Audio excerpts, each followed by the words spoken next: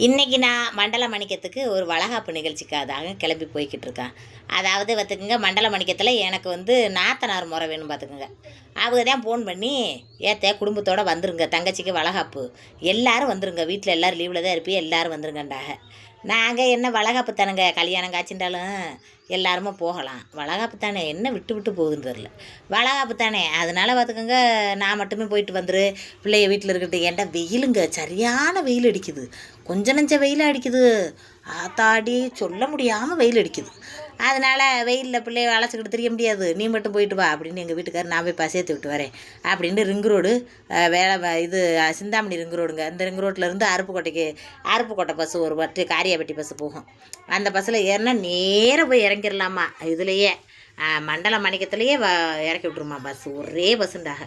சரின்னு அந்த பஸ்ஸில் ஏறி உட்காந்துட்டு ஒரு சீட்டுக்குள்ளே போய் டிரைவர் சீட்டுக்கு பக்கத்தில் உட்காரு, பாதுகாப்பாக போயிட்டு வந்து எங்கள் வீட்டுக்கார சொல்லிவிட்டு கிளம்பி போயிட்டார். நான் எங்கள் அம்மா அங்கே ஊரில் இருந்துச்சு, நான் ஒரு நாளும் துணைக்கு ஆள் இல்லாமல் போனதே இல்லை.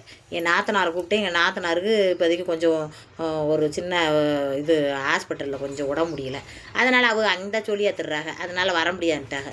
எங்கள் அம்மா ஊரில் இருந்துச்சு, அதோட ஊரில் இருந்து நான் அப்படியே கமுதி வழியாக வந்துடுறேன் அப்படின்ட்டுச்சு அம்மா. நான் இப்படியே அருப்புக்கோட்டை வழியாக கிளம்பு உண்டு, அப்படியே பஸ்ஸில் ஏறி உட்காந்துக்கிட்டு போனேங்க.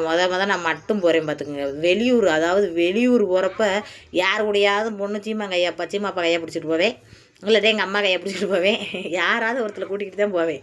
நான் மட்டுமே போகிறது எனக்கு பிடிக்காது.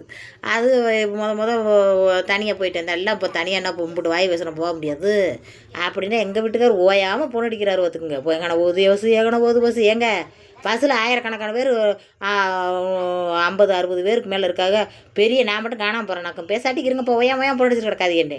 ஏண்டி ஒரு அக்கறையில் கேட்டால் என்னடி இப்படி கேட்குற, நீங்கள் போனை அடிக்கலடின்றாரு. கோவிக்காதேப்பா, நீங்கள் அக்கறையில் தான் கேட்குறீங்க, இருந்தாலும் அடிக்கடி எந்த இடம்னே தெரியல. இங்கே வருங்க பைபாஸில் போய்கிட்டு இருக்கு, இதில் எனக்கு எந்த இடம்னு தெரியல தெரியுமா. நானும் அதுவும் இல்லாமல் அமனம்பட்டிக்கு அது என்ன ஊர் சொன்னேன், சொன்ன ஊர் மறந்து வச்சே, அந்த ஊருக்கு நான் வேறு போனதே இல்லை. அப்புறம் எனக்கு அப்படி சொன்னால் எப்படி இருக்கும், அதனால் பார்த்துக்கோங்க. சரின்ட்டு எங்கள் பைபாஸில் போய்கிட்டு இருக்க பஸ்ஸு வேறு எங்கனையாவது போச்சுட்டா நான் சொல்லிடுவேன். நான் எப்போவுமே ஒரு டவுனுக்குள்ளே போயிடுச்சுன்னா அந்த டவுனில் என்ன ஊருண்டு யார்ட்டையும் கேட்க மாட்டேன், அப்படியே அவனுக்குள்ளே போர் எழுதி போட்டிருக்கோம், சிக்கன் கடை அப்படின்னு போட்டு கீழே திருப்பாச்சத்தி அப்படின்னு போட்டிருக்கோம். அந்த மாதிரி தான் நான் கண்டுபிடிப்பேன் பார்த்துக்கோங்க. டவுனுக்குள்ளெல்லாம் போச்சுருச்சுங்க, இது எந்த ஊர் அப்படின்னு கண்டுபிடிக்கிறதுக்கு போர்டுக்கு கீழே அந்த ஊரோட பேர் எழுதியிருப்பாங்க. எப்படிப்பட்ட இதாக இருந்தாலும், ஹோட்டல் சரவண பவன் அப்படின்னு எழுதி கீழே திருப்பாச்சத்தி இல்லாட்டா திருப்பவனம் அப்படின்னு எழுதியிருப்பாங்க. அப்படி வச்சு தான் கண்டுபிடிப்பேன். அதே மாதிரி கண்டுபிடிச்சி சொல்கிறதுக்கு இது என்ன ஒரே பைபாஸில் போய்கிட்டு இருக்குது, பைபாஸில் போயில நான் எந்த உருண்டு கண்டேன், அதனால் பைபாஸில் போய்கிட்டு இருக்கு பாண்டேன். சரி காரியாபட்டி போன உடனே ஃபோன் அடி அப்படின்றாரு. சரி அப்படின்னேன். காரியாபட்டி போய் ஃபோன் அடிக்கிறது மட்டும் இல்லை, அங்கே தேவை வடகடையை வாங்கி சாப்பிடுன்னு நல்லபடியாண்டார். அதே மாதிரி காரியாபட்டி போன உடனே பஸ்ஸு ஒரு 1/4 மணி நேரத்துக்கு நிப்பாட்டி போட்டிருந்தாங்க. அதெல்லாம் டீலாம் குடித்தாங்க. நான் இறங்குறதுக்கு எனக்கு சங்கடமாக இருந்துச்சு. எனக்கு பொதுவாகவே ஒரு இடத்துல உட்காந்து இடந்தேன், அதுலேருந்து எந்திரிச்சு போகிறது, நடக்கிறது, வைக்கிறது, அதெல்லாம் எனக்கு ஒரு மாதிரியாக தெரியும். ஒரு நாடகம் நடந்துக்கிட்டுனா அந்த நாடக கொட்டையில் அந்த நாடகம் முடிய வரைக்கும் இருந்து பார்க்கணும், இல்லையா எந்திரிச்சு டிப்புன்னு வீட்டுக்கு வந்துடணும், அப்படித்தான் நினைப்பேன். இடையில எந்திரிச்சு அங்கே வருது இங்கே வருது கலர் வாங்குறது அதெல்லாம் எனக்கு பிடிக்காது. அப்புறம் பார்த்துங்க திருச்சூரில் கொஞ்சம் நேரம் இருந்துச்சு, இப்போ கொஞ்சம் வயிறு கரகரன்றுச்சு. ஆனால் வடையும் பணியாரமும் அப்படியே பார்த்துக்குங்க பஸ்ஸுலேயே விற்றாங்க. பரவாயில்லையப்பா, பஸ்ஸுலேயே விற்கிறாங்க. அப்போ எனக்கு 2-3 வடை 20 ரூபாண்டாக, அந்த பணியாரம் 10 ரூபாண்டாக. சரின்னு 30 ரூபாய் கொடுத்து அதை வாங்கிட்டு அப்படியே கொஞ்சம் மேய்ச்சல் போட்டு சாப்பிட்டேன். பசி எடுத்துறதில்ல. 7 மணிக்கு இங்கே பஸ் ஏறினேன், 7:30க்கு. அப்புறம் 8 மணிக்கு மேலே ஆச்சு. பசிச்சிடாது. திருச்சூர்லேயும் அதே மாதிரி 10 நிமிஷம் பஸ்ஸை நிப்பாட்டி போட்டிருந்தாங்க. சரின்னு எல்லாருமே பஸ் ஏறினாங்க, நானும் பஸ் ஏறிட்டு கரெக்டாக மண்டல மணிக்கத்தில் இறங்கிட்டேன். இதே மண்டல மணிக்கத்துக்கு நான் நெசமாகவே வந்தது இல்லைங்க, இன்றைக்கி தான் வந்திருக்கேன். என் மச்சான் பொண்டாட்டி எங்கள் வீட்டுக்காரோட அண்ணன் பொண்டாட்டி இங்கே தான் பொண்ணு எடுத்தோம். எனக்கு கல்யாணத்துக்கு முடிக்கிறதுக்கு முன்னையே முதல் கல்யாணம் அவளுக்கா, அதனால் நான் கல்யாணம் முடிச்சு வரையில் அவள் கல்யாணம் கட்டியாச்சு, அதனால் அந்த கல்யாணத்துக்கு நான் வரல. இந்த ஊரில் தான் என் மச்சான் பொண்டாட்டி பிறந்தவன். அதனால் பார்த்துக்குங்க, நான் மண்டல மணிக்கு புதுசாக வந்தேன். அதோட ஃபோன் பண்ணேன், அதோட விசேஷ வீட்டுக்காரோடைய வந்துட்டேன், வெள்ளனே வந்துட்டேன், வாத்தே வெளிச்சம் இருக்க வந்தது, நல்ல சந்தோஷம், நேரத்தோடு வந்துட்டேன், விளையாப்பு போட்டு இருக்க வந்தையில் சங்கட்டமாக இருந்திருக்கும்ட்டு வீட்டுக்கு கூட்டிகிட்டு போனாங்க. அதோட வீட்டுக்கு போயிட்டு நேராக மகாலுக்கு விளக்குகளுக்கெல்லாம் எடுத்து வச்சு அப்படியே எல்லோரும் விளக்கு ஏற்றுறதுல இறங்கிட்டாங்க. அதுக்கப்புறம் என்ன, இது பூ பழம் தேங்காய் எல்லாத்தையும் எடுத்து வச்சுருந்தாங்க. பொண்ணு மாப்பிள்ளைக்கும் அலங்காரம் பண்ணிக்கிட்டு இருந்தாங்க. சரி, அவங்க அலங்காரம் பண்ணிக்கிட்டு இருக்கின்ற விளக்கு இதுகள்லாம் சரியாக எடுத்து வைங்க அப்படின்னு நானும் அங்கேயே பார்த்துக்கிட்டு இருந்தேன். எங்கே வளகாப்பு நிகழ்ச்சி தான், சாதாரண வளகாப்பு நிகழ்ச்சின்னு நினைக்காதீங்க. அப்படி வளகாப்பு நிகழ்ச்சின்னு நான் நிறைய வளகாப்பு நிகழ்ச்சிக்கு போயிருக்கேன். எனக்கு இந்த வளகாப்பு நிகழ்ச்சி மட்டும் ரொம்ப ரொம்ப பிடிச்சிருந்துச்சு. கல்யாணம் மாதிரியே நடந்துச்சுங்க. ஒரு வளகாப்புன்னா கொஞ்சம் பேர் தாங்க சொல்லுவாங்க, சில பேர் எல்லாத்துக்கும் சொல்ல மாட்டாங்க பார்த்துங்க. ஆனால் இவங்களுக்கு ரொம்ப பரந்த மனசு என்னை பொறுத்தளவுக்கு, எங்கள் நாத்தனாருக்கும் எங்கள் அண்ணனுக்கும். அப்படி ஒரு மனுஷங்க. இங்கே வாருங்க, பிள்ளை குட்டியெல்லாம் சந்தோஷம். இந்த ஊர்லங்க எனக்கு இப்போ தானங்க தெரியுது, அப்படி மண்டலமாக அடிக்குது. சனம் பூரா என்னைய கேட்டுச்சுங்க. எனக்கு அம்புட்டு ஒரு சந்தோஷமாக இருந்துச்சு. மக்களே, பார்க்குற எல்லாரும் கமாண்டு பண்ணுங்க. கமாண்டு காசுக்காக பண்ண சொல்கிறேன்னு மட்டும் தயவு செய்து நினைக்காதீங்க. கிராமம்டா, நான் கிராமம் அப்படின்னு கமாண்டு பண்ணுங்க. நகரத்துலேருந்து பார்க்குறேன்டா, நான் நகரத்துலேருந்து பார்க்குறேன்றத நகரம்னு கமாண்டு பண்ணுங்க மக்களே. ஏண்டா எது அதிகமான பேர் இருக்காங்கன்னு நான் தெரிஞ்சுக்கிறதுக்கு எனக்கு ரொம்ப ஆசையாக இருக்குது. சகோதர சகோதரிகளே, ஏன்று எழுங்களே, அந்த கிராமத்தில் இருக்கிற முக்கால்வாசி பேர் என்னை கேட்டாங்க பார்த்துக்குங்க. அவங்க பார்த்துக்கிட்டு இருந்தால் அவங்க மகள்லாம், ஏம்மா என்ன இதையே பார்த்துக்கிட்டு இருக்க, வேறு எதுவும் பார்க்க மாட்டியா அப்படின்னு கேட்குமா. அதுக்கு அந்த அக்கா சொல்லுவாங்களாம், ஏண்டி என்னைய மாதிரியே இருக்குது, பேச்சும் பாரு என்னைய மாதிரியே பேசுது, ஏண்டி அப்படி சொல்கிற அப்படின்னு அவங்க சொல்லுவாங்களாம். அப்படி சொல்லி என்கிட்ட சந்தோஷமாக பேசி சிரிச்சாங்க. என்னை பார்த்தவொடனே முனியமாக்கா நீங்கள் நல்லா இருக்கீங்களா, நீங்கள் சொந்தக்காரவங்களா, அவங்களுக்கு சொந்தக்காரவங்களான்ட்டு எல்லாரும் கேட்க கிளம்பிட்டாங்க. எனக்கு அம்புட்டு ஒரு சத்தியம் போச்சுவா. மேலே பரிமாற இடத்துல கூட, சாப்பாடு பரிமாற இடத்துல கூட அம்புட்டு பேரும் கேட்குறா பார்த்துங்க. அந்த சமையல்காரவங்க எல்லாரும் கேட்குறா பார்த்துங்க. எனக்கு சந்தோஷமாக இருந்துச்சுங்க. உழைக்கிற மனுஷங்களும் என்னை மாதிரி இந்த கிராமத்து மக்களும் தாங்க என்னை அதிகமாக பார்த்து ரசிக்கிறாங்கன்னு நான் நினைக்கிறேன். நகரத்தில் இருக்கிறவங்க நீங்கள் நகரம்னு எனக்கு கமாண்ட் பண்ணுங்க. நீங்கள் எம்புட்டு பேர் என்னை பார்த்து ரசிக்கிறீன்னு நான் தெரிஞ்சுக்கிறேன். அவங்களும் கிராமத்தை அண்டி இருந்தவங்களாக இருப்பீங்கன்னு நான் நினைக்கிறேன். என்னங்க, நீங்களும் கிராமத்துலேயே வாழ்ந்துருப்பீங்க, அதுக்கப்புறம் நகரத்தில் போய் செட்டில் ஆகிட்டீங்கன்னு நினைக்கிறேன். அதே நகரத்து பேச்சு, அந்த கிராமத்து பேச்சு, அந்த கிராமத்தையும் சுற்றி காட்டுறப்போ உங்களுக்கு மனசுக்கு சந்தோஷமாகி அப்படியே என்னை விரும்பி பார்க்குறியே, லைக் பண்ணுறீங்கன்னு நான் நினைக்கிறேன். என்னென்று தெரியலை, எல்லா மக்களும் எனக்கு நல்லா என்கிட்ட பேசுகிறப்ப எனக்கு அம்புட்டு ஒரு அந்த மண்டல மணிக்கு நான் போனதே இல்லை. ஆனால் பார்த்துக்குங்க, அந்த ஊரே எனக்கு சொந்த ஊர் மாதிரி, சொந்தமாக அங்கேயே நான் வாழ்கிறது மாதிரி எனக்கு அப்படி ஒரு சந்தோஷமாக இருந்துச்சு. அம்புட்டு பேர் என்னை கூப்பிட்டு இங்கே வாங்க பேசிக்கிட்டு இருப்பா, அதை அமர்த்தி வைங்க அப்படின்னு சொல்லி என்னை கூப்பிட்டு பேசினாங்க. அப்படி எனக்கு அப்படி ஒரு சந்தோஷமாக இருந்துச்சு. உட்காருங்க, நின்றுக்கிட்டே வீடியோ எடுத்துக்கிட்டே நடக்காமல் அமர்த்தி வைங்க, வந்து உட்காருங்க. ஏங்க நல்லா பேசுகிறீங்களே, அப்படி பேசுகிறீங்களே, கருத்தா என்ன படிச்சிருக்கிய, உங்கள் வீட்டுக்காரு என்ன வேலை பார்க்குறாரு, வேலை பார்க்குறத மட்டும் சொன்னதே இல்லையே அப்படின்னு. ஏக்கா நல்லா சொல்லியிருக்கேனக்கா, வெல்டிங் வேலை பார்க்குறாருண்டு, நீங்கள் பார்க்கலையா அப்படின்ட்டு. அப்படி எவ்வளோ இருக்கியே, வீடியோவில் இருக்கிற மாதிரியே எவ்வளோ இருக்கியே அப்படின்னு இவங்களுக்கெல்லாம் பார்த்தீங்கன்னா சிரிப்பு. இந்த அக்காவை அம்மாக தான் சொல்லுவாளாம், என்ன இந்த வீடியோவே பார்த்து கிடக்கேன் அவங்க, ஏண்டி என்னைய மாதிரியே இருக்காங்க, அவங்க பேச்சும் வார்த்தையும் அப்படி பேசுகிறாங்க, பார்த்தா அண்ணா நல்லது தான் பார்க்கணும் அப்படின்னு சொல்லுவாங்களாம். அந்த அக்கா அந்த அரக்கு கலர் சிலக்கார அக்கா தான், அவங்க தான் சொல்லி சிரிச்சாங்க. ஏத்தா நான் ஒன்றே தாத்தா பார்த்து கிடப்பேன். அதுக்கப்புறம் இதெல்லாம் கிஃப்ட் கொடுக்க இப்போ நிறைய பேர் சம்பளம் தாங்க கொடுக்குறாங்க. சம்பளம் இதோட எத்தனை சம்பளம், ஏற்கனவே 2 சம்பளம் இருக்குது, 3 சம்பளம் இருக்குங்க. இப்போ வாங்கிட்டு போகிறதோட 4வது சம்பளமாக இருக்கும். எல்லாருமே இந்த மாதிரி இதெல்லாம் கொடுக்குறாங்க. சரி, பருப்பு சீனி என்னென்னமோ ஊற்றி வச்சுக்கிறலாம், என்ன தேவைப்படுற பொருளை கொடுக்குறது தானே நல்லது. அதோட பார்த்துக்குங்க, அதுக்குள்ளே என்னென்ன இருக்குதுன்னு பார்ப்போமா. ஓடியாங்க, என்னென்ன எப்பவும் போலே எல்லோரும் என்னென்ன வச்சு கொடுக்குறாங்களோ அதை அவங்களும் வச்சு கொடுத்துருந்தாங்க. ஒரு வாழைப்பழம், அப்புறம் 2 வளையலாக 4 வளைவு வச்சுருந்தாங்க. அதெல்லாம் 2 வளைவு இல்லை, 4 வளைவு வச்சுருந்தாங்க. ஒரு வெத்தலை, ஒரு தாலிக்கயிறு, அப்புறம் குங்குமம், மஞ்சக்கிழங்கு, நல்ல தாலிக்கயிறு நல்லா பயன்படுறது மாதிரி நல்லா அந்த லைலாங்கரில் கொடுத்துருந்தாங்க. மஞ்சக்கிழங்கு மஞ்சள் உரசி தேய்ச்சி குளிக்கிறதுக்கு, ஒரு முட்டை, ஒரு சாக்லேட் போட்டிருந்தாங்க. எனக்கு உண்மையிலே நெசமாகவே சொல்கிறேன், நிறைய வளகாப்பு போய் அட்டன் பண்ணியிருக்கேன். நிறைய வளகாப்பு அட்டன் பண்ணதுலேயே எனக்கு ரொம்ப பிடிச்ச வளகாப்புன்னா இந்த வளகாப்பு, மண்டல மாணிக்கத்தில் நடந்த வளகாப்பு தான். ஏன் அப்படி சொல்கிறேன்டா, மனுஷ கல்யாணத்துக்கு எம்புடு சனம் வருமோ அம்புடு சனம் வந்திருந்தாங்க. அந்த சனத்துகளை பார்த்துட்டு எனக்கு தெரிஞ்சு போச்சு, அவங்க அப்பாவும் அம்மாவும் எம்புட்டு ஒரு நல்ல பாசக்காரவுகண்டு. அவங்க எம்புட்டு பாசமாக எம்புட்டு பழக்கமாக இருந்திருந்தாண்டா அந்த ஊரில் இருந்து ஒரு வீடு தவறாமல் வருவாங்க. ஒருத்தருக்கு ஒரு மனச்சக்கட்டமாக இருக்கும், ஆத்தாடியாவை விட்டு விசேஷத்துக்கு போய்கிட்டு என்னத்தை அப்படின்ட்டு ஒருத்தர் இருப்பாங்க, பார்த்தும் பார்க்கார மாதிரி இருப்பாங்க, கூப்பிட்டாலும் ஒரு சிலர் வரமாட்டாங்க. எப்படியே இருக்கும். நான் போய் பார்த்த வரைக்கும் ஒரு 50 பேர் 60 அதிகமாக போனால் 100 இதுக்கு மேலே வளகாப்பில் கலந்துக்கிட்டது இல்லைங்க. ஆனால் இந்த வளகாப்பில் எப்படி ஒரு 500 பேருக்கு மேலே கலந்துருப்பாங்க. அந்த மாதிரி ஒரு வளகாப்புங்க. அதான் சொல்லியில கல்யாணத்துக்கு வந்த ஆளுகள் மாதிரி அம்புட்டு ஒரு ஆட்களுங்க. நல்லா பரவாயில்ல, அம்புட்டு பேத்துக்கும் சொல்லியிருந்துருக்காங்க. எங்கள் அண்ணனும் எங்கள் நாத்தனாரும் எப்படி நல்ல மனுஷலாக இருந்திருக்காத்தியெல்லாம். ஒரு சிலர் ரொம்ப நெருங்கினவங்களுக்கு மட்டும் சொல்லிவிட்டு நாத்தனார் அப்படியே ரொம்ப நெருக்கமானவங்களுக்கு மட்டும் சொல்லிவிட்டு அப்படியே வளகாப்பு போட்டுருவாங்க.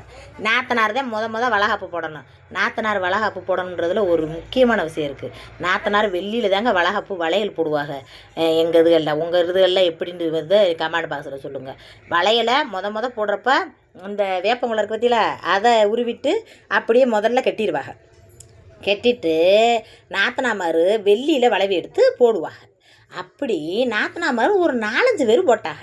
அப்போ நான் கேட்டேன், மாப்பிள்ளைக்கு 4-5 பேர் கூட பிறந்தவங்களான்னு. அதுக்கு ஒரு விஷயம் சொன்னாங்க. எனக்கு ரொம்ப ஆச்சரியமாகவும் இருந்துச்சு, வியப்பாகவும் இருந்துச்சு, மனசுக்கு ரொம்ப சந்தோஷமாகவும் இருந்துச்சு. என்ன சொன்னாங்கண்டா, அவங்கெல்லாம் பெரியப்பு மக்கள் சித்தப்பு மக்கள் மாப்பிள்ளைக்கு அப்படின்றாங்க. மாப்பிள்ளை வீட்டில் வந்து பெண் குழந்தைகளை வந்து அதாவது இப்போ பெண் குழந்தைகள் இல்லையா, பூராமே வந்து ஆம்பளை பசங்களாம், 3 பசங்களாம், 3 ஆம்பளை பையலுக்கு தானே, பொம்பளை பிள்ளைகள் வந்து இல்லையா.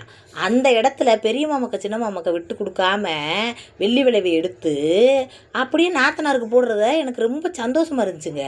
ஏண்டா கூட பிறந்ததுகளே இந்த காலத்துகளில் செய்கிறதுக்கு அப்படி ஒரு யோசனை யோசிக்குதுங்க. செய்யவே மாட்டாங்கங்க. என்னை பொறுத்தளவுக்கு கூட பிறந்தவ செய்கிறதுக்கு ஒரு கடமையேண்டு ஒரு இதேண்டு செய்வாங்க. ஆனால் இதில் ஒருத்தருக்கு ஒருத்தர் விட்டு கொடுக்காம நல்லா பார்த்துக்கோங்க. சின்னத்தம்மக்க பெரியத்தம்மக்க வந்து வெள்ளி விளைவு போட்டதில் எனக்கு ரொம்ப மனசு ரொம்ப சந்தோஷமாக இருந்துச்சு. ஒரு ஆத்தாட்டத்தையும் கேட்டு தெரிஞ்சுக்கிட்டேன். நிறைய பேர் வெள்ளி விளைவு போடுறாங்களே, 4-5 பேரோட பிறந்த வராண்டு. அப்போ அவங்க எனக்கு பொண்ணு விட தானே தெரியும், மாப்பிள்ளை விட தெரியாது. அப்போ அந்த அந்த பாட்டி தான் சொல்லிச்சு, ஏத்தே மாப்பிள்ளைக்கு வந்து கூட பிறந்தவங்க இல்லை, கூட பிறந்தது வந்து 3 ஆம்பளை பயலுக்கு தான், பொம்பளை பிள்ளை இல்லத்தே. இது கூட சின்னத்தம்மக்கா விரித்தம்மாக்கான்னு சொல்ல இல்லை. அப்படி சந்தோஷமாக இருந்துச்சு. அதனால் கூட பிறந்தவங்க பிறந்து ஒன்றுமே இல்லைங்க, வெட்டி தாங்க. ஆம்பளையாக இருந்தாலும் சரி, பொம்பளையாக இருந்தாலும் சரி.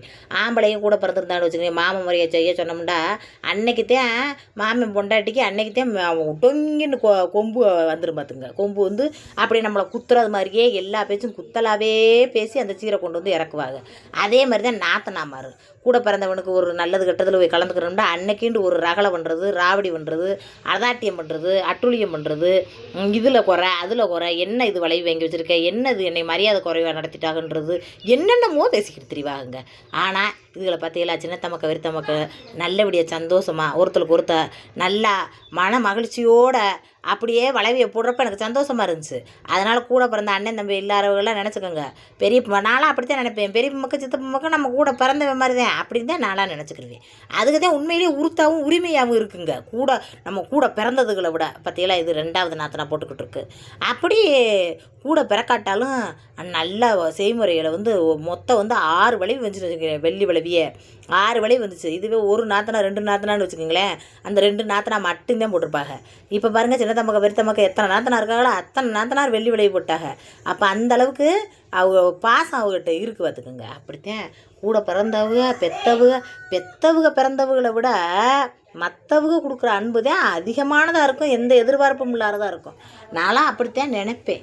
நம்மளுக்கெல்லாம் அண்ணன் தம்பி இல்லை, நாளைக்கு நம்ம பிள்ளைகள்லாம் வயசுக்கு வந்துச்சுன்னா சிறுசனத்தை கொண்டு வர்றதுக்கு யார் கொண்டு வருவா அப்படின்னு நான் நினைக்கல. நம்ம பெரிய மக்கள் சித்தப்பு மக்கள் அப்படி இருக்காங்க, எதுக்கு நம்ம நினைக்கணும்?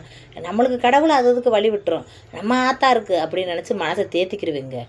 ஏண்டு கேளுங்களேன், சில சபைகள் எல்லாரும் வந்து நம்ம செய்ய வேண்டிய முறைகளை அந்தந்த முறையான ஆட்கள் வந்து செய்யறப்போ மனசு கஷ்டமாக இருக்கும். காது ஊற்று விசேஷத்தில் என் தம்பி வந்து வாரேன்ற அவன் மடியில் வச்சு தான் காது ஊற்றணும், சித்தப்பு மைய மடியில் வச்சு வாரேன்ற ரொம்ப நேரம் வெயிட் பண்ணுறோம். அப்போ அதில் 4 பேர் காது ஊற்றுற என்ன சொல்கிறாங்க, இதுவே கூட பிறந்தவனாக இருந்தால் முதல்ல விசேஷத்தில் ஆளை வந்து நிற்பேன்ல, சித்தப்பு மையனை கண்டு தானே இப்படி லேட்டாக வரேன்ட்டு. அது அவங்க வர்றதோட சூழ்நிலையை பொறுத்து தான் நம்ம சொல்ல முடியும். எங்கேயோ இருந்து வரேன், அங்கேருந்து வர வேணாமா, இதில் இருந்து வரேன், ராமேஸ்வரத்துலேருந்து வர வேணாமா, வந்து சேர்றதுக்கு கொஞ்சம் முன்ன பின்ன ஆகுது. எம்பிட்டு நேரமாக இருந்தாலும் என் தம்பி வரட்டும், வந்ததுக்கப்புறம் மடியில் வச்சு காது ஊற்றிக்கிடுவோம். அது எம்பிட்டு நேரமாக இருந்தாலும் சரி, கோயிலில் தானே காது ஊற்றுறோம், என் பிள்ளைகளுக்கு நல்ல நேரமாகத்தான் இருக்கும். எந்த நேரத்தில் காது ஊற்றுறோமோ அந்த நேரம் நல்ல நேரமாக இருக்குன்னு என் தம்பி வந்ததுக்கப்புறம் அவன் மடியில் வச்சுட்டேன். அப்புறம் நான் காது ஊற்றினேன். எந்த ஒரு செய்முறையும் எந்த ஒரு முறைகளையும் நான் எதிர்பார்க்க மாட்டேன். அந்த மடியில் வச்சு காது குத்துறோம் பாருங்க மாமெண்டு, அந்த ஒரு உரிமையை மட்டும்தான் எனக்கு வேணும். அதுக்கு நம்மளுக்கு ஒரு தாய் மாமன் வேணும் அப்படின்ற உரிமை மட்டுங்க நான் என் தம்பிகிட்ட அந்த உரிமையை மட்டும்தான் கேட்டேனே தவிர அவன்கிட்ட செய்முறையவோ அல்லது சீர்சனத்தை கொண்டு வரதையோ அதெல்லாம் நான் எதிர்பார்க்கலை. அதே மாதிரி தான் இந்த பொண்ணுக்கு வந்து எல்லோரும் வந்து ஒரு 4-5 நாத்தனார் வந்து வெள்ளியில் வளைவி எடுத்து போட்டாங்க. அதை பார்க்க எனக்கு ரொம்ப ரொம்ப உண்மையிலேயே சந்தோஷமாக இருந்துச்சு. அதுக்கப்புறம் என்ன எல்லாரும் ஆசீர்வாதம் பண்ணி ஒருத்தலாக வளைவி மாட்ட ஆரம்பிச்சிட்டாங்க. சரின்னு எல்லோரும் வளைவி மாட்டிக்கிட்டு இருக்கீங்களே எல்லோரும் போய் மாட்டிக்கிட்டே இருந்தாங்க. என்னையும் வாத்த மாட்டுதா அப்படின்னாங்க. சரி நீங்கள் மாட்டுங்க இல்லை. இப்போ எல்லோரும் பெரியவங்க நம்மளோட ரொம்ப பேர் வந்திருக்காங்க. 50 பேர் வளைவி மாட்டினா கை கொள்ளாது பொண்ணுக்கு. 50 வளைவி மாட்டணும். 50 பேர் மாட்ட முடியுமா?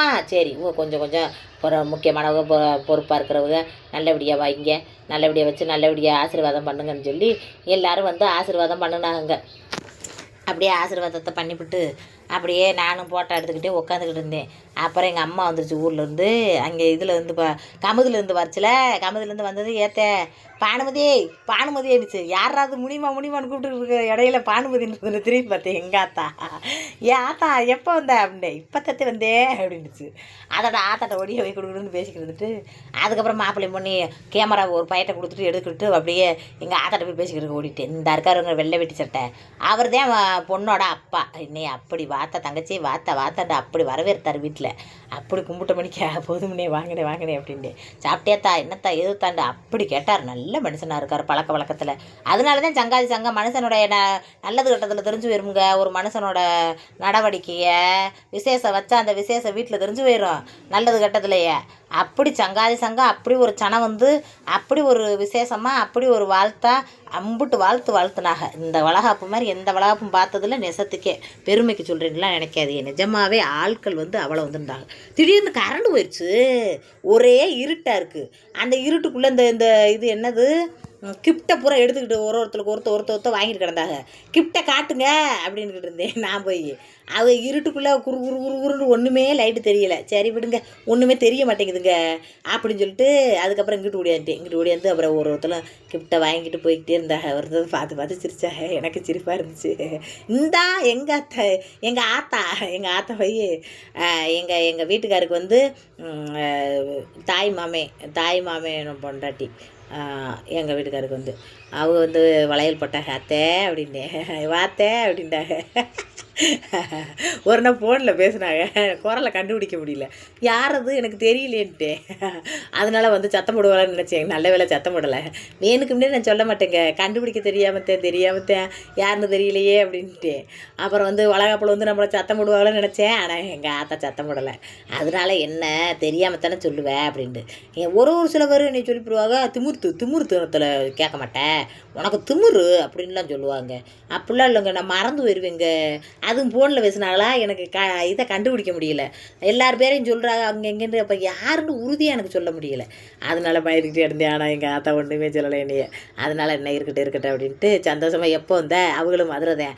எப்போ வந்தேன் அப்படின்னாங்க. நான் காலையிலே வந்துட்டு தான் 7:30க்கெலாம் பஸ் ஏறி 9 மணிக்கெலாம் இங்கே வந்துட்டு தாண்டாங்க. இதில் நீங்கள் வந்து கேட்டேன். நாங்கள் ஆட்டோ பிடிச்சி வந்தோம்டாங்க. அந்த ஆட்டோவில் கொஞ்சம் இடம் கிடைக்குமா போகண்டே. அவங்க சிரிச்சுக்கிட்டே கீழே இறங்கி போயிட்டாங்க. அதுக்கப்புறம் என்ன புது மாப்பிள்ளைக்கு இது பொண்ணுக்கும் மாப்பிள்ளைக்கும் ஒரு கப்புள்ஸ் வந்து இது கொடுத்தாங்க. கிஃப்ட்டு கொடுத்துட்டு அவங்க போயிட்டாங்க. அதுக்கப்புறம் ஒருத்தல வந்து துணூறு வச்சாங்க. முக்கியமாக துணூறு வச்சு ஆசீர்வாதம் பண்ணணும்ல. நீங்களும் ஆசீர்வாதம் பண்ணுங்கள். ஆசீர்வாதம் பண்ணி நல்லபடியாக இருக்கணும்ண்டு. சங்காதி சங்கம் வந்து ஆசீர்வாதம் பண்ணாலும் கோடி மக்கள் பார்க்குறீங்க. நீங்கள் அதை விட பெரிய கடவுளுங்க என்னை பொறுத்தளவுக்கு. கண்ணுக்கு தெரியாத கடவுள் கண்ணுக்கு தெரிய மாட்டார்ல. அதே மாதிரி தான் பார்க்குற நீங்கள் ஊரம் கண்ணுக்கு தெரியாமல் எனக்கு கடவுளாக இருக்கிறீங்க. நெசமாகவே சொல்கிறேன். இதெல்லாம் பெருமைக்கு சொல்கிறேன்னு நினைக்காதீங்க. நெசத்துக்கே நீங்களாம் கண்ணுக்கு தெரியாத கடவுள் தான். அப்படியே பார்த்துக்குங்க. சம்பளத்தை வாங்கிட்டு ஒரே குஷி. இங்கே வருங்க போட்டாவுக்கு போஸ் கொடுக்குறாருன்னு எடுத்து வாயில் இருக்கிற பல்லை மூடிக்கிட்டே நிற்கிறாங்க. எதுக்கு இப்போ மூடிக்கிட்டே நிற்கிறிய பல்ல சிரிங்க அப்படின்ட்டு. போட்டாவில் ரொம்ப பல்ல கட்டக்கூடாது அப்படின்ட்டாங்க. நான் ஃபோட்டோ எடுக்கலாங்களே. நான் உங்களை வீடியோ தான் எடுக்கிறேன் ஃபோட்டோ எடுக்கிறலன்ட்டு. அப்படியே எல்லோரும் கக்கன்னு ஒரு கிடச்சாங்க. அவங்க நடத்துகிற காமெடியை பார்த்துக்கிட்டு. அவங்க அப்படி தான் வெறப்பா நிற்கிறாங்க. இப்போவும் கிராமத்துகளில் ஃபோட்டோ எடுக்க போகிறோம்னா வெறப்பா நிற்கிறது அதிக பேர். அதுக்கப்புறம் நேராக சாப்பாடு ரூமுக்கு போயாச்சு. சாப்பாடு வகை வகையாக தக்காளி சாதம், லெமன் சாதம், புளிச்சாதம். சாப்பாடு அப்படி ஒரு அருமையாக இருந்துச்சுங்க. அப்படி இந்த வளகாப்பை பெருமையாக பேசுகிறேன்னு மட்டும் நினைக்காது. நெசமாகவே சாப்பாடு சூப்பராக இருந்துச்சுங்க. அப்படி ஒரு டேஸ்ட்டாக நல்லா செஞ்சுருந்தாங்க. சங்காதி சங்கம் வந்திருந்தாலும் 50 பேத்துக்கு சாப்பாடு இல்லைன்ட்டு ஆகலை. ஐம்பது பேருக்கு சாப்பிட்டது போக மிச்சம் 50 பேரும் வந்து சட்டி சட்டியாக அள்ளிட்டு போனாங்க. அப்படி மனநிறைவோடு சாப்பாடு ஓடணும். எந்த ஒரு விசேஷம் வச்சாலும் ஏன்னா தானாண்டு செய்முறை வந்தால் போதும்னு மட்டும் யாரும் விசேஷம் வைக்காதீங்க. விசேஷம் வைக்கிறவங்க நல்லபடியாக வயிறு நிறைய மக்கள் பூரா சாப்பிட்டு மிஞ்சி அது கிடந்தா நல்லது. அந்த மிச்சமான சாப்பாடு மாதிரி நம்ம வாழ்க்கையில் நிறைய பணமும் செல்வமும் மிச்சமாக நம்மள்கிட்ட என்றைக்கும் புழங்கும். அதைத்தான் கடவுள் மறைமுகமாக நம்மளுக்கு காட்டுறது. நம்ம ஏதோ ஒரு 5 கிலோ அரிசியை போட்டு ஆக்குவோம், வந்தவங்களுக்கு போட்டுட்டு வராதவங்களுக்கு இல்லை இந்த கடையில் போய் வாங்கிட்டு வரோம், அங்கே போய் ஓடி போய் வாங்கிட்டு வரோம் அப்படின்னு பாதி பேரை பட்டினி அனுப்புறது, பாதி பேருக்கு சோறு போடுறது, கொஞ்சமாக இருக்குன்றது, மறுபடியும் சோளை கொதிச்சுக்கிட்டு இருக்கு வெந்துக்கிட்டு இருக்குன்றது. இப்படி இல்லாமல் நிறைவாக சாப்பாடு ஆக்கியிருந்தாங்க. சாப்பாடு மிஞ்சினாலும் பரவாயில்லைன்னு சட்டி சட்டியாக ஆக்கியிருந்தாங்க. இந்த உருளைக்கிழங்கு கூட்டு, லெமன் சாதம், கேசரி, புதினா துவையல், வத்தல், அப்புறம் என்ன வச்சாங்க இது தக்காளி சாதம், வெஜிடபிள் பிரியாணி அப்படின்னு பல வகை சாப்பாடு வச்சாங்க. இந்த சாப்பாடு எப்படி பரிமாறுறதை பற்றிலாம் அம்புட்டு சொந்த வந்ததான் பரிமாறும். ஆள் விட்டுலாம் அதுக்குன்னு கேட்ரிங் விட்டுலாம் பரிமாறுறதில்ல. அப்புறம் சொல்லாமல் விட்டுட்டு மாங்காய் பச்சடி அப்படி ஒரு டேஸ்ட்டாக இருந்துச்சு. இனிப்பும் புளிப்பும் கலந்து அவ்வளோ ஒரு டேஸ்ட்டாக வச்சுருந்தாங்க. எங்கள் அம்மாலாம் 3 தடவை வாங்கி சாப்பிட்டுச்சு. என்னம்மா இத்தனை தடவை வாங்கி சாப்பிட்றோம், அவ்வளோ நல்லாவா இருக்குது, ஆமத்தே அவ்வளோ டேஸ்ட்டாக இருக்குது தெரிஞ்சிச்சு. மறுபடியும் நான் நக்கி பார்த்தேன். ஆமாம், உண்மையிலேயே செம்ம டேஸ்ட்டு. சமையக்காருக்கு உண்மையிலேயே பாராட்டணும். உண்மையிலேயே சமையக்காரர் கிராமத்தில் இப்படி ஒரு சமையற்காரரா. தம்பி வெள்ளை விட்ட சட்டியோட நல்ல இலவட்ட பைய பரிமாறிக்கிட்டு இருந்துச்சு. அதோட தம்பி எடுத்தேன். தம்பி உடனே பார்த்து வெக்கப்பட்டுச்சு. வெக்கப்படாதையா அக்காதையா அப்படின்னு வீடியோ எடுத்தேன். அதெல்லாம் ஒன்றுமே சொல்லலை, ஒன்றும் சொல்லலை. நல்லபடியாக எடுங்க விசேஷத்துன்னு. இவதான் சமையல் மாஸ்டரா. சமையல் மாஸ்டருக்கு உண்மையிலே பாராட்ட தெரிவிங்க. நான் சாப்பிட்டு பார்த்துட்டு நாக்கில் எச்சி ஒழுதுச்சு. அந்தளவுக்கு டேஸ்ட்டாக சமைச்சிருந்தார். கைவண்ணம் மிக்க சமையக்காரர். அங்கே இருக்கிற அக்கா எனக்கு ரொம்ப பிடிக்குமா என்னை. அவங்க போகையில் என்னை போட்டோ எடுத்துகிட்டு போங்கட்டா எனக்கு பசு வந்துருச்சு. அவங்க பரிமாறுறதில் இருக்காங்க. அவங்க வேலையை அவங்க பார்க்கணும்ல. நம்ம இடையில கூட்டிகிட்டு போட்டோ எடுத்துக்கிட்டு இருந்தால் உட்காந்துக்கிட்டு இருக்கிற மனுஷனுக்கு சோறு ஓடணும். அதனால் நான் நினச்சிக்கிட்டு வெயிட் பண்ணிக்கிட்டே இருந்தேன். அவங்களுக்கு பந்தி முடிகிற மாதிரியே இல்லை. அப்புறம் பசு வந்துச்சு, ஏறி ஓடியாந்தேன். எனக்கு சங்கட்டமாக இருந்துச்சு. எல்லாரையும் போட்டோ எடுத்துகிட்டு அந்த அக்கா வேலையை வெட்டியும் பார்த்துட்டு கிடந்தாங்க. அவங்களும் ஒரு போட்டோ எடுக்காமல் விட்டுட்டுமே சொல்லிக்கிட்டே கிடந்தாங்களே என்னை போட்டோ எடுங்கட்டு. சொல்லலைன்றாலும் பரவாயில்ல அப்படின்னு புலம்பிக்கிட்டே வந்தேன். எங்கள் அம்மா அப்புறம் ஓடியே போய் அங்கே போய் எடுத்துருக்கணும். என்ன நிமிஷத்தில் 5 நிமிஷத்தில் எடுத்துருக்கலாம். அப்புறம் சாப்பாடு பரிமாறிக்கிட்டு இருக்காங்கம்மா. நான் போனேம்மா, 2 தடவை போனேங்க மேலே பரிமாறிக்கிட்டு இருந்தாங்க. அதனால தான் எடுக்க முடியாமல் போயிடுச்சு. அதுக்கப்புறம் என்ன மொய்யை எழுதணும்ல, வந்தது அதுதானே. மொய்யை எழுதிட்டு சாப்பிட்டியா சாப்பிட போண்டாக அத்தா மாருங்க. சாப்பிட்டத்தான் நல்லபடியா, அதெல்லாம் சாப்பிட்டத்தாண்டாக. அதோட சரித்தை சொல்லி சிரிச்சாங்க. அதோட மொழியை எழுதிட்டு நம்மளும் ஒரு கிஃப்ட்டை வாங்கிட்டு அதில் கொஞ்சம் சாப்பாடுகளை அந்த கிஃப்ட்டுக்குள்ளேயே சாப்பாடை வச்சு அமுக்கிக்கிட்டு அப்படியே அந்த விசேஷக்காரவதேன் ஒடிய போய் பிள்ளைகளுக்கு போய் வாங்கி கொடுன்ட்டு அப்படியே பஸ் ஏறிட்டேன். பஸ் ஏறினந்தவருங்க பஸ்ஸில் வரையிலே இது பூரா என்னன்றீங்க, எங்கள் ஊரில் வெறும் வெயில் அடிக்குது, காட்டு ஊர் நினச்சி கிடைக்காதீங்க.